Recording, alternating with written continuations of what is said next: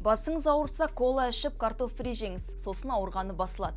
Желде мигренге көмектесетін осындай лайфхак тарады. Бұл рас па?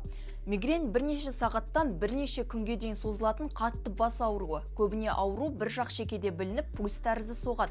Ауырсынумен қоса жүрек айнып, жарық пен дыбысқа сезімталдық артып, кейде көру мен сөйлеу қиындауы мүмкін. Фактчекерлер кола мен картоп фриді қатар қолдану мигреннің алдын алады, немесе жеңілдетеді дегенді ғылыми түрде растайтын зерттеу таппады.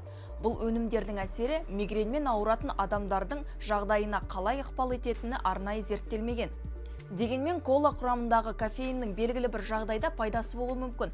Ғалымдар оның қан тамырларын тарылтып, ауырсынуды азайтынын айтады. Сонымен қатар кофеин асқазан ішек жолдарының жұмысын жақсартып, ауырсынуды басатын дәрілердің әсерін күшейтуге көмектеседі. Алайда оның әсері екіұшты. Кейбір адамдарда кофеин мигренді қоздыруы мүмкін.